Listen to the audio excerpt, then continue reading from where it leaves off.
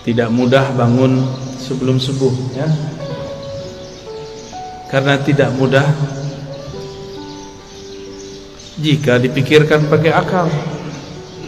Karena bangun waktu subuh, sebelum subuh, itu bukan urusan kita, itu urusan Allah. Oleh karena itu, sebelum tidur minta izinlah kepada yang menghidupkan, yang mematikan. Bismikallahumma ahya wa amut, atau amutu wa ahya, sama. Ya Allah, izinkan aku tidur dan hidup kembali. Kalaupun bangun dalam nama Allah, maka kita bangun mengatakan alhamdulillahilladzi ahyana. Terima kasih yang telah mengembalikan hidup kami, ya Allah. Hidup kalau tidak tambah taat dan ma'rifat, percuma hidup. Lebih baik mati. Tapi jika ada ketaatan, ada kemakrifatan dalam hidup, fal hayatu aula, maka hidup lebih baik. Maka ketika ada seseorang mengeluhkan sakitnya dan dia mengatakan, mati sajalah aku, apa kata Nabi? La tas'alul maut, la tatamannawul mauta. Jangan pernah berangan-angan pengen mati. Sakit badanku, iya sakit, tapi jangan pernah minta mati. Karena jika engkau mati, inqata'al amal, engkau tidak dapat lagi beramal, ya. Engkau tidak dapat lagi beramal. Dan ingat, orang kalau sudah mati, dia harus tetap menyempurnakan ruhaninya. Tapi di alam sana sangat lama dan panjang sekali. Maka mumpung masih di dunia, jauh pun kita kejar, susah pun kita cari. Yang penting mengenal Allah dapat dicapai di bumi, supaya jadi bekal masuk ke alam yang lain. Bapak Ibu yang melekat Allah, kalau pernah keluar negeri atau keluar kota, kalau kita tamu dari yang punya kota, kita disambut, tidak perlu diperiksa, benar gak? Cukup ditandai, oh si anu orangnya. Tapi kalau kita tidak kenal dengan yang punya kota, maka kita diperiksa. Alam ini dicipta karena Allah cinta kepada baginda Rasul sallallahu alaihi wasallam. Jika seseorang kenal Allah, kenal Rasulullah, maka dia masuk ke alam ini hormat kepadanya. Dia masuk ke alam barzakh, yang jaga alam barzakh pun respect kepadanya. Jika dia masuk padang mahsyar, maka yang di padang mahsyar pun melindunginya. Kita mau datang ke satu tempat, kenal penguasanya, dijaga tidak? Dijaga. Yang jadi raja, pemimpin di alam semesta, itulah baginda Rasul sallallahu alaihi wasallam. Beliau bergerak sayyidul alamin, penghulu alam semesta. Apabila saya kenal Rasulullah sallallahu alaihi wasallam, maka ketika di alam barzakh, Rasulullah lah yang menyambut.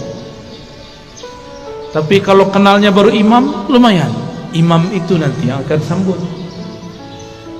Kalau kenal Allah, pasti kenal Rasulullah. Tidak ada orang kenal Allah kecuali lewat pintu Rasulullah. Maka ma'rifat, mengenal, ada dua jalur. Ada ma'rifat Muhammadi, mengenal dengan jalur Nabi Muhammad. Ada ma'rifat azaziliyah, iblisiyah, ada mengenal jalur iblis. Kenal juga, tapi kenal dengan cara yang tidak benar.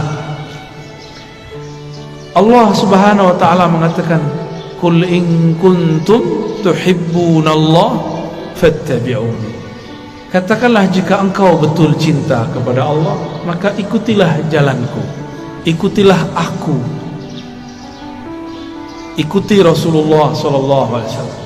Maka banyaklah kelompok yang mengaku dialah yang paling ikut Rasulullah sallallahu alaihi wasallam. Yang diikut bukan model baju, yang diikut akhlak yang punya baju.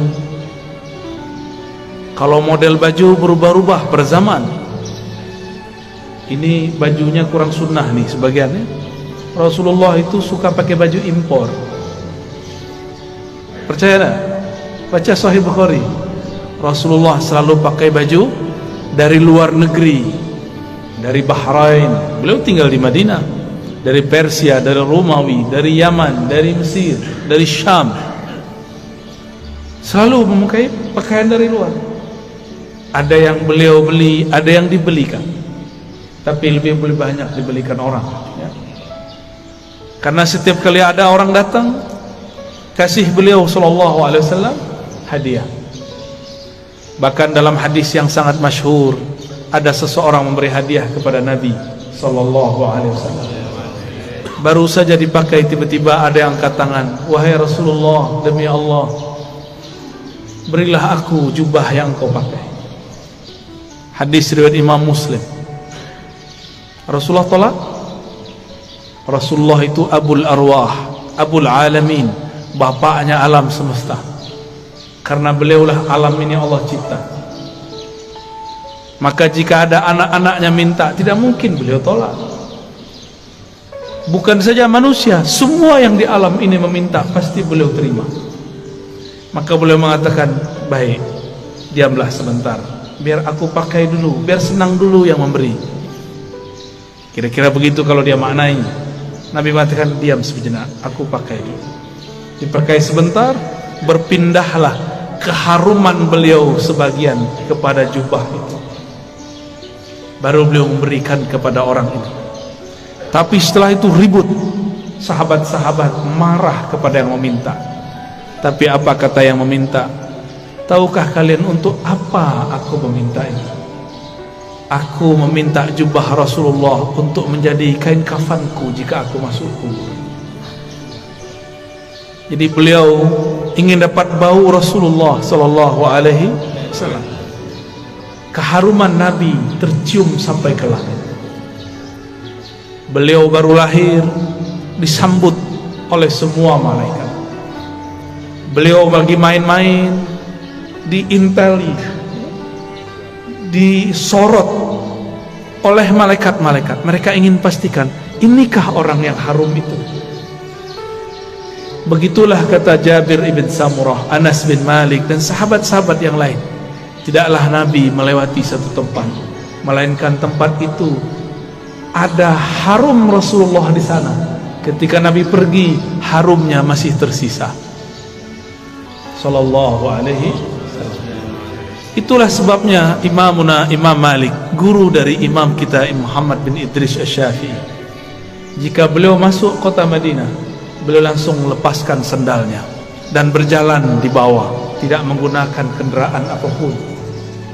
Lalu orang-orang bertanya, itu raja-raja masih naik kendaraan, kenapa engkau nyengker jalan kaki? Apa jawaban Imam Malik yang wafat 179 Hijriah? Sudah jauh setelah Rasulullah, tidak bertemu fisik Rasulullah sallallahu alaihi wasallam. Apa kata beliau? Aku malu. Di mana ditaruh wajah Malik? Dia berjalan dengan kakinya yang gagah, di atas kendaraannya yang megah, tapi di bawah tanah ada jasad Rasulullah sallallahu alaihi wasallam. Oleh karena itu, Allah muliakan Imam Malik bin Anas dengan memandang Rasulullah setiap kali dia tidur. Ma bittu lailan illa wa ra'aitu an-nabiyya sallallahu alaihi wasallam. Tidaklah aku tidur melainkan aku bermimpi memandang Rasul sallallahu alaihi wasallam. Berdasarkan hadis ini, riwayat-riwayat ini dan kisah Imam Malik, orang-orang semuanya beradab kepada Rasulullah. Suatu kali Rasulullah sallallahu alaihi wasallam berganti mimbar. Tadinya bersandar di pohon pelepah atau belahan-belahan pohon kurma. Tiba-tiba ada orang Rum, orang Syam. Mereka baru datang ke Madinah, tapi langsung masuk Islam. Ahli mebel, tahu mebel ya? Dia bisa buat mimbar Rasulullah. Ini termasuk mimbar, ini mimbar namanya. Ini bukan panggung, tapi mimbar cuma kegedean. Ya. Lalu Nabi naiklah ke atas mimbar.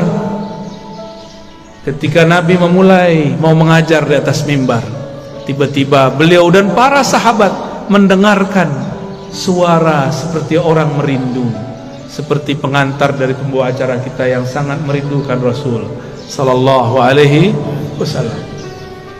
Ternyata suara dilihat tidak ada anak-anak, tidak ada orang-orang, tidak ada siapapun yang menangis. Rasulullah mengerti, maka beliau mengatakan, yang menangis itu pohon kayu yang aku jadikan sandaran. Sekarang aku tinggal karena ada mimbar yang baru. Maka beliau turun sejenak.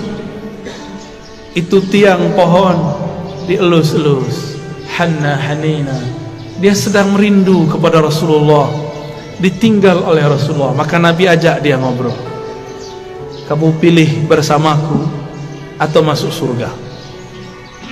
Kalau kita ditanya begitu, maunya apa? Masuk surga?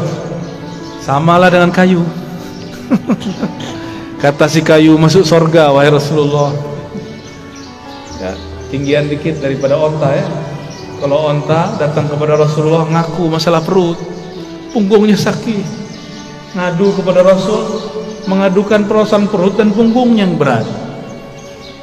Lain dengan si pohon, dia mengadukan masalah, ingin selalu jadi sandaran Rasul. Nabi kasih kesempatan, bersamaku atau surga? Jawabannya apa? Ya, kalau si pohon jawabnya apa? Kayu bilangnya apa? Surga, karena kayu tidak punya akal. Kalau kayu punya akal, dia akan jawab, bersama engkau wahai Rasulullah. Ya, jadi yang berhati kayu minta surga dia ya. Berarti di dalam kayu ada ruh yang merindu. Tidak mungkin kayu bisa nangis jika tidak ada ruh di dalamnya. Maka di sini ada ruh. Ada ruh. Di alam semesta ada ruh. Kalau bahasa kawan-kawan ilmu pengetahuan, ada energi. Di alam semesta ini bertebaran energi-energi yang aktif. Elektromagnetik kata orang, dan itu tarik menarik. Apa yang membuat dia paling tertarik? Yaitu sosok baginda Rasul sallallahu alaihi wasallam, atau siapapun yang terhubung kepada Rasulullah sallallahu alaihi wasallam. Maka datanglah seseorang kepada baginda Rasul sallallahu alaihi wasallam,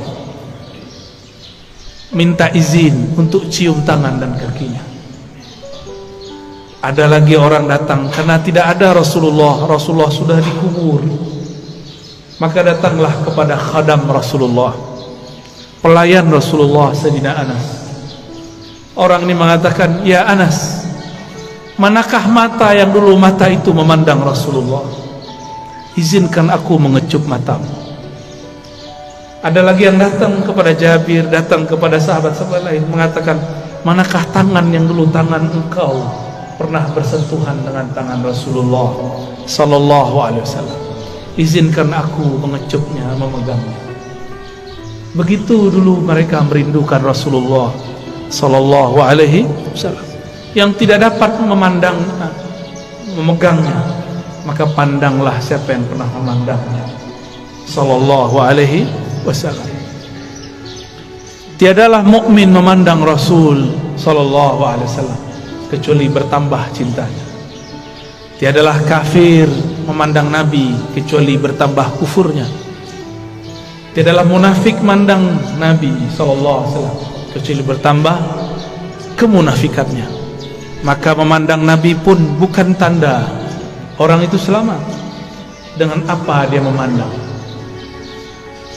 Abu Jahal pandang Muhammad bin Abdullah atau Muhammad Rasulullah. Siapa yang dipandang oleh Abu Jahal, Abu Lahab?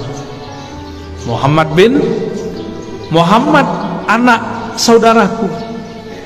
Dia tidak pandang Muhammad Rasulullah sallallahu alaihi wasallam. Satu kali Jabir ibn Samurah diajak jalan-jalan oleh Rasulullah sallallahu alaihi wasallam. Sampailah di satu tempat. Tiba-tiba ada seorang ibu-ibu membawakan anak kecil, mengatakan, wahai Rasulullah, anakku diganggu jin setiap hari. Lalu Nabi cukup pegang dada itu si anak, ditepuk-tepuk.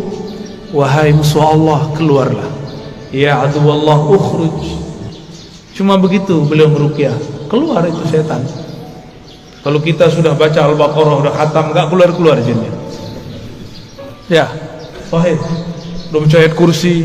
Apa yang salah? Bukan ayat kursinya kurang sakti, kau kurang yakin. Ya. Itu masalahnya.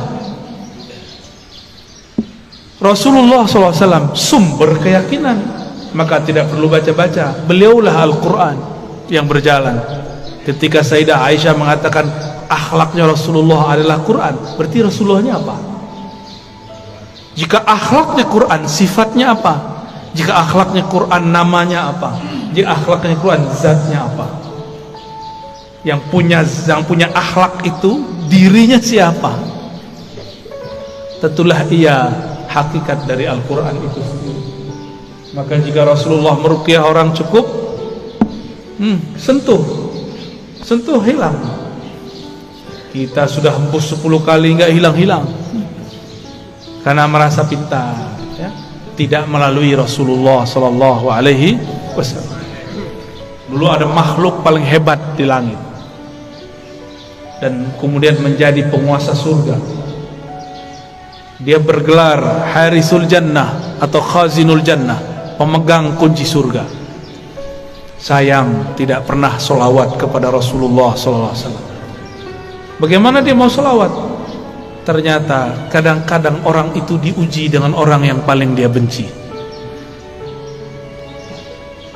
Iblis diuji untuk solawat kepada makhluk keturunan dari orang yang dia paling benci. Siapa yang paling dia benci? Nabi Adam. Nabi Adam punya keturunan namanya Muhammad bin Adam. Masih ingat kisah Nabi Musa didatangin iblis? Ya. Apa kata si iblis? Musa, aku mau tobat nih. Jadi iblis pernah sadar sebentar, ya. Itu sadarnya iblis pertama kali. Mus, mau tobat nih gimana nih? Apa kata Nabi Musa? Oh gampang. Nih saya tunjukin jalannya. Dulu perintah yang disuruh kepada engkau masih berlaku. Apa itu? Sujudlah kepada Adam. Tuh, saya tunjukkan itu kuburnya. Sujudlah kepadanya. Iblis matanya langsung nyala. Dia bentak Nabi Musa. Musa, engkau main-main. Dia hidup pun aku tidak sujud, apalagi sudah bau tanah. Tambah sombongnya. Maka tidaklah setiap hari memandang iblis kepada kekasih Allah kecuali bertambah kekufurannya. Aba wastakbara wa kana minal kafirin. Enggan, sombong, dan dia selalu kafir. Maka kana di situ bahasa Arab yadullu ala tsubut wal dawam, menunjukkan itu tetap dan selalu begitu. Maka kana tidak berarti selalu past tense, dia telah, tapi dia selalu. Maka jika ada orang yang cuma mengajarkan zikir, hati-hati, pasti sesat. Pasti sesat. Zikir itu panas. Dalam zikir itu ada energi ilahiyah, ada nur tapi hard. Itulah sebabnya zikir itu bisa menetralkan banyak hal. Bismillahilladzi la yadurru ma'asmihi syai'un fil ardi wala fis sama'i was-sami'ul 'alim. Dengan nama Allah. Ini enggak usah datang ke dukun, ya. Amalkan ini. Mau diserang-serang dalam politik, ya. Kali Bu Bupati, Pak Wakil diserang orang, amalkan ini pagi sore, satu napas. Bismillahilladzi la yadurru ma'asmihi syai'un fil ardi wala fis sama' wa huwas sami'ul 'alim. Ini langsung turun dari langit. Ini lafaz ini langsung turun dari langit. Diajarkan Rasulullah SAW kepada sahabat. Diriwayatkan oleh Imam Abu Dawud dengan nama Allah. Bismillah. Allazi, yang mana la yadurru ma'asmihi, Tidak ada yang akan merusak, mengganggu siapa yang bersama namanya. Maksudnya apa? Gak ada yang ganggu, baik dari langit ataupun dari bumi. Namanya Allah, Allah titipkan semuanya ke dalam qalbu Rasulullah sallallahu alaihi wasallam. Maka orang yang datang kepada Allah lewat pancaran qalbu Rasulullah, dia langsung diterima. Kalau saya masuk kantor Bu Bupati, bawa surat sakti dari Bu Bupati, diterima nggak? Diterima. Tapi kalau bawa proposal nggak ada janjian, ditolak nggak? Ditolak.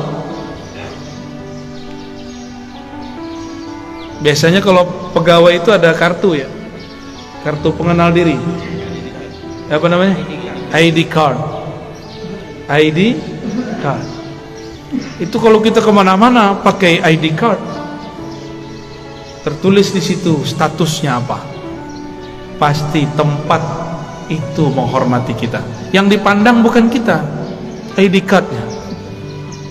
Ya, siapa yang membawa nama Allah, siapa yang bersama Rasulullah, maka dia akan dihormati di mana saja.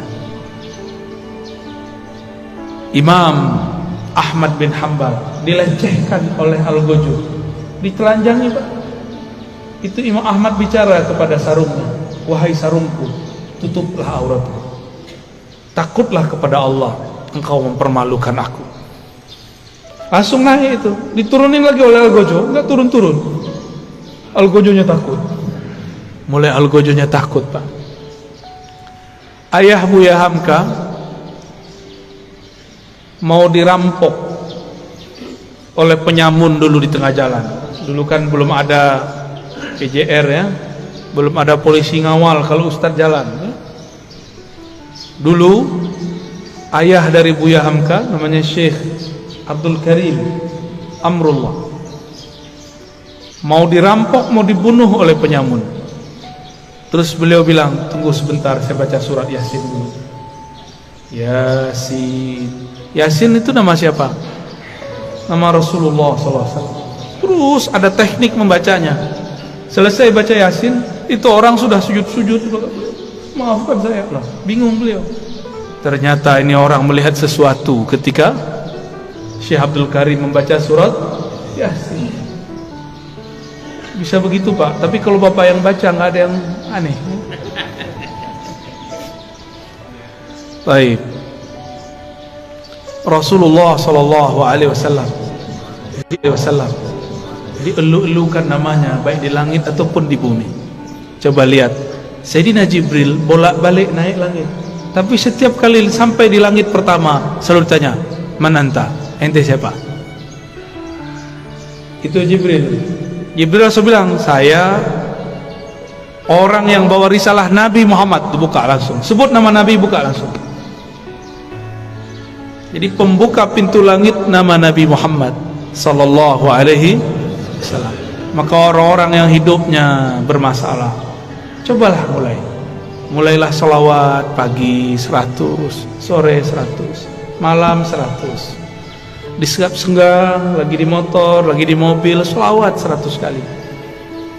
Jangan kurang selawat setiap hari daripada 500 kali lah.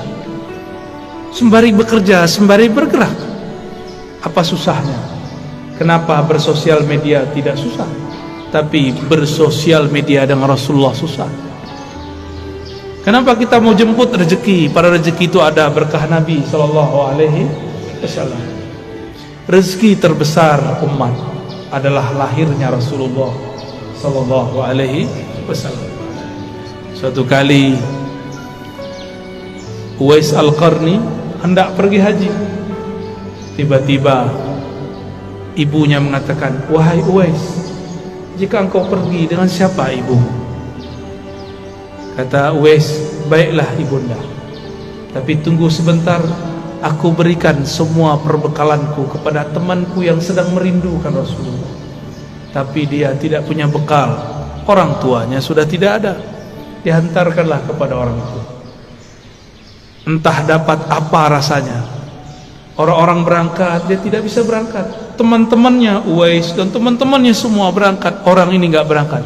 Tiba-tiba Uwais ketuk pintu mengatakan, wahai Tuan, wahai sahabatku, ini semua bekalku, aku berikan kepada engkau. Orang ini lagi sujud, ingin berangkat tapi tidak punya uang, ingin berangkat tidak punya kendaraan. Apa yang dia rasakan? Lalu dia bertanya, lalu engkau bagaimana wahai Uwais? Aku masih punya ibu. Jika rindu Rasul SAW harus merawat ibu. Orang yang rindu Rasulullah tidak hormat kepada ayah ibunya, batal cintanya. Orang cium tangan guru tapi tidak cium tangan ayah ibunya, batal cium tangannya. Orang yang ziarah ke ulama tapi tidak ziarah ke ayah ibunya, batal cintanya kepada ulama. Betapa aneh sekarang, banyak orang baik ke gurunya tapi membentak ayah ibunya. Aneh. Masih punya ibu sebagian besar, ayah nanti pulang cium tangannya, ya. Baca sholawat ketika mencium tangannya. Semoga Allah ridha melalui ini. Dan pasti ridha. Ridha Allah itulah kunci dalam tangan ini. Kenapa disebut ibu dan ayah itu kunci ridha Allah? Ridha Allah fi ridhal walidain. Karena merekalah kita ada secara fisik, secara ruhani kita ada karena ruhaniyah Rasulullah. Maka Rasulullah Nur Muhammad, ruhnya disebut Ahmad, disebut Ummul Arwah, induknya semua ruh. Muhammad, nurnya disebut Abul Arwah, bapaknya semua ruh. Ini cuma istilah bahwa segala satu bersumber darinya. Inilah yang sering kita katakan ketika Allah menciptakan alam semesta. Apa yang Allah lakukan pada alam? Allah menciptakan alam ini supaya alam ini sempurna dengan menyembahnya. Allah tetap sempurna tanpa disembah alam. Allah ciptakan alam supaya alam itu sempurna dengan menyembahnya. Disebut dalam Quran liya'budun, untuk menyembahku. Siapakah yang paling sempurna menyembah Allah? Rasulullah SAW. Siapakah yang paling kenal Allah? Rasulullah SAW. Maka yang dimaksud dalam ayat ini, tidaklah aku ciptakan jin dan manusia illa liya'budun, kecuali untuk menyembahku sebenar-benar menyembah, mengenalku benar-benar mengenal. Itulah sosok Rasulullah sallallahu alaihi wasallam. Jadi ayat ini berbicara tentang Rasulullah sallallahu alaihi wasallam.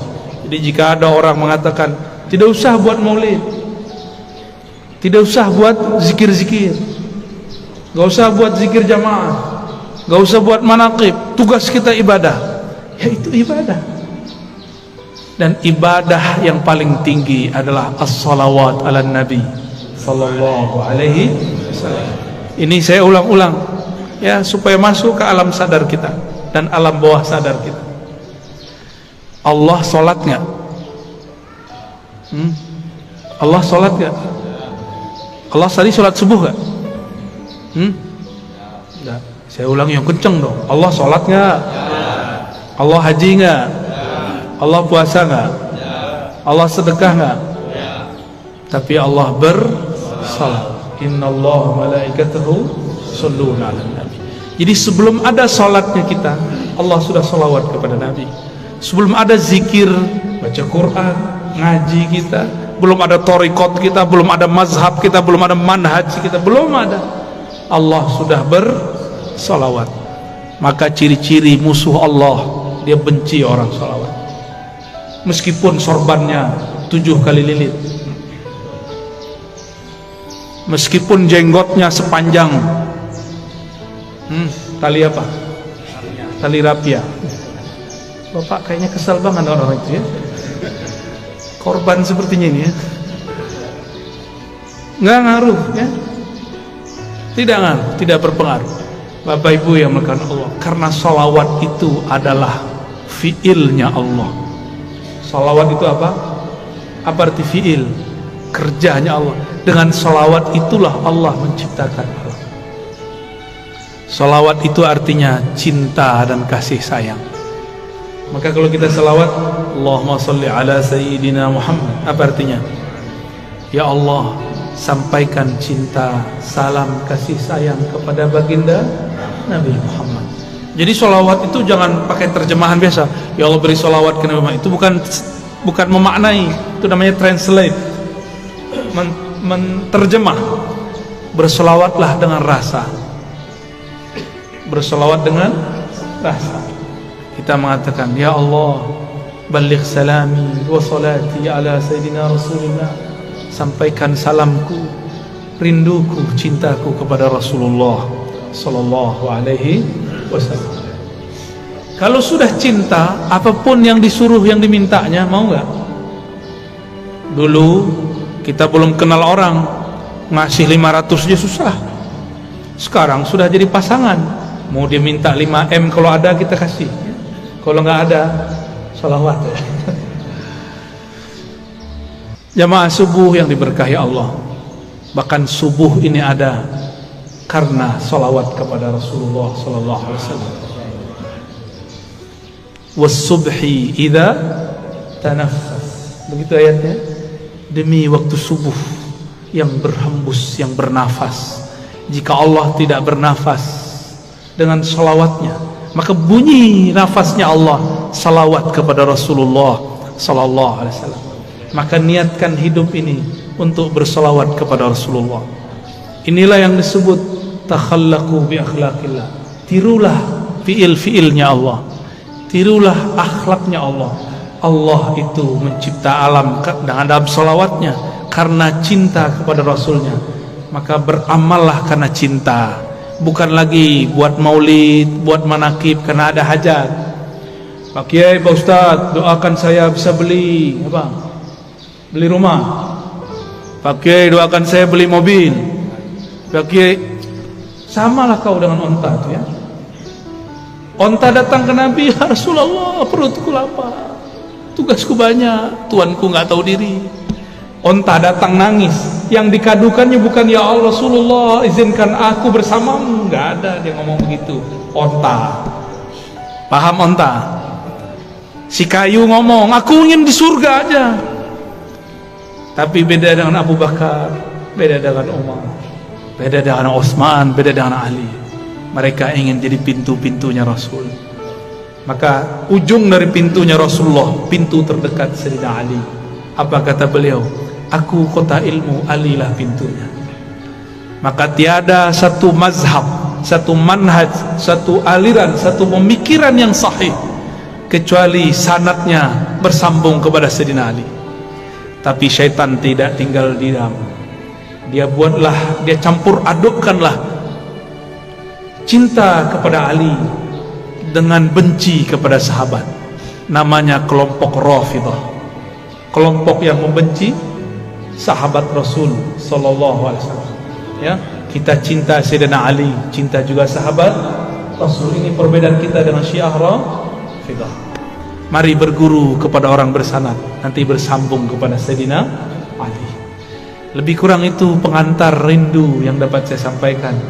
Ya, di sela-sela rihlah. Rihlah artinya perjalanan. Dulu Rasulullah buat rihlah. Insyaallah kalau lain kesempatan kita teruskan. Ada tanya jawab? Baik, tafadhol. Sobat, mungkin kita batasi untuk subuh ini 3 orang penanya saja. Pertama, boleh bisa sedang sama.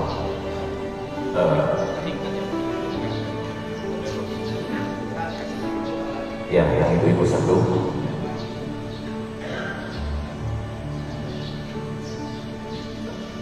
Apa itu?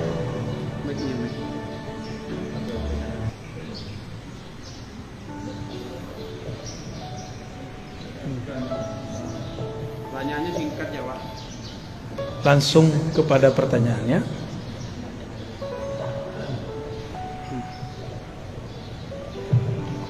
Assalamualaikum warahmatullahi wabarakatuh. Assalamualaikum. Sebelumnya mengucapkan diriku ya. Marhaban bik. Kota Kelahiran. Semoga Buya selalu dari Allah Subhanahu wa Ta'ala. Amin ya Rabbal. Pertanyaannya terkait dengan penciptaan Allah, apanya Allah Buya. Saya pernah mendengar bahwa Allah mencipta itu menggunakan afal kun untuk makhluk. Tetapi ketika di bagian Nabi tidak menggunakan kun, tapi menggunakan pusat nafas. Kemudian kun itu di situ ada kata K dan nun. Yang pertama adalah kamal nur dan kamal nur. Jadi relevansinya atau realnya yang kamal nur itu apa? Yang kamal nur apa? Yang pertama, satu lagi. Satu aja ya. Bagi-bagi Pak ya. Terima kasih. Ya. Rasulullah sallallahu alaihi wasallam tidak dicipta dengan kun. Rasulullah itu dihembuskan dengan rahmahnya. Tapi tetap saja hukum jasadiahnya, karena keturunan Bani Adam pasti ada kun, tapi kunnya tunduk kepada rahmat Allah. Inna rahmati sabaqat ghadabi. Ya. Ukuran makhluk kalau diusir, dilempar pakai batu dan tai, itu melaknat orang yang lempar. Ini coba lihat, antum bener nggak berguru ke ulama wali Allah? Dikritik dikit marah, beda sedikit marah, beda politik ngomong. Bukan wali Allah itu. Cuma dibentak dikit langsung melaknat. Cuma beda fikrah pemahaman langsung ente sesat, ente bid'ah. Wali apaan begitu? Pewaris apaan begitu? Pewaris Rasulullah, kalbunya mirip-mirip Rasulullah sallallahu, tidak sama tapi mirip-mirip. Jika dicaci dia balas mendoakan kebaikan. Kalau kita dicaci maki orang gimana? Laknat Allah atas ente. Betul ya? Tapi kalau Rasulullah dicaci orang, apa kata beliau? Ya Allah, jadikan yang mencaciku ini keturunannya percaya kepada Engkau, beriman kepadaku. Beda dengan Nabi Nuh. Nabi Nuh udah capek dakwah 900 tahun. Antum baru ngomong 9 menit ke anak udah marah-marah ya. Nabi Nuh 900 tahun wajar. Tahun 950 tahun umurnya. Beliau sudah capek. Takdirnya berjalan begitu. Beliau berdoa, ya Rabb, tolong hancurkan umatku, karena kalau mereka punya keturunannya pasti kafir. Nabi Nuh ini dosa adab, tapi ini bukan dosa, wajar, sudah 900 tahun. Tapi bagi Nabi ini dosa. Belum terjadi dia sudah berburuk sangka, ya Allah kalau mereka jadi pasti kafir. Itu masalah Nabi Nuh. Masalah siapa?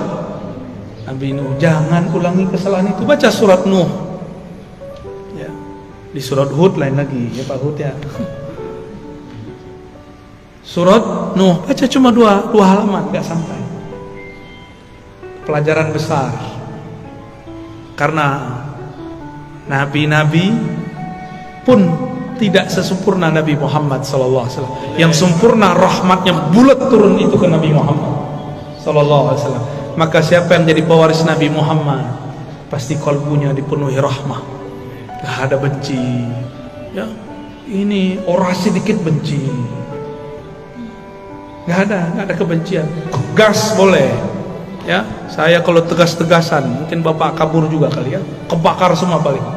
Kita tahan energi ini. Jangan sampai energi semangat ini keluar luber sebelum saatnya. Rasulullah itu kalau perang Pak, perang itu nggak perlu dijaga, walaupun tetap ada yang jaga. Ada sahabat Nabi, kakinya itu betis yang kekar itu belah dua oleh tombak, kena tombak. Datang kepada Rasulullah, Datang kepada Rasul, darah mengalir deras. Nabi cuma bilang bismillah, sembuh. Jadi Nabi itu giginya ompong, itu perlu dipertanyakan riwayatnya, maksudnya apa itu? Ini sekedar menunjukkan sisi manusiawinya. Nabi lagi sandiwara sebenarnya. Nabi ini suka begitu. Nabi itu orang yang paling pintar memerankan kelemahan, karena kunci-kunci ada pada dia. Orang yang punya aset-aset hebat tidak mungkin sombong, karena khawatir nanti ketahuan. Kata Rasulullah, inni khabba'tu du'ai.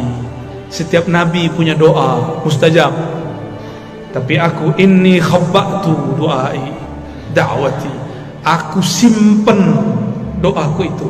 Rasulullah ternyata enggak keluarkan di sini, keluarkan nanti di hari kiamat. Doa yang harusnya jatah Rasulullah di sini, beliau simpan nanti untuk kita di akhirat. Beliau tidak egois. Maka ulama pewaris Rasulullah tidak egois. Jika ada yang nyerang dia tidak ngamuk. Bapak bid'ahkan saja. Bapak katakan saya sesat, katakan saja. Saya tidak akan balas dengan kata-kata yang sama. Saya malu kepada Rasulullah sallallahu alaihi wasallam. Maka saya mengajak kepada para kiai, para ulama, habaib, malulah kepada Rasulmu, malulah kepada kakekmu. Kakekmu tidak emosional, kok engkau emosional. Kakekmu penuh dengan kasih sayang, kok engkau penuh dengan kebencian. Berdakwahlah dengan manhaj kakekmu, bermazhablah dengan mazhab qalbu beliau, mazhabur rahmah. Maka bernamalah Rasulullah rahmatan lil, rahmat bagi alam. Bahkan orang kafir pun dapat rahmat Nabi, apalagi orang yang percaya. Jadi musuh kita nanti bukan di luar, Pak. Dajjal itu gampang bagi Imam Mahdi. Musuh kita paling berat sesama muslim saling mengkafirkan, sesama muslim saling benci. Maka Nabi mengatakan, bukan Dajjal yang aku khawatirkan, tapi kalian sesama kalian itu yang aku khawatirkan. Itulah yang Nabi baca di takdir kun. Kamal nur, kamal nar, ada dua-duanya, Pak. Meleset dikit jadi nar. Nar itu membakar, nur itu menerangi. Di dalam diri semuanya ada. Di dalam diri kita ini ada nuskhah nuriyah, ada nuskhah nariyah. Dalam diri kita ini ada lembaran cahaya, ada lembaran api. Kita mau pakai yang mana? Jadi kita ini berlawanan, terus melawan itu. Inilah maksud Nabi SAW mengatakan, inna a'daikum ma baina janbain. Dosamu yang paling besar bukan dosa musuhmu yang paling gawat, bukan Dajjal, bukan iblis, tapi yang ada di dalam dirimu. Ulama kalau ego pakai ayat, politisi kalau sudah ego manfaatkan ahli ayat. Ya, saya yakin bupati dan wakil jauh dari itu ya. Amin ya rabbal alamin.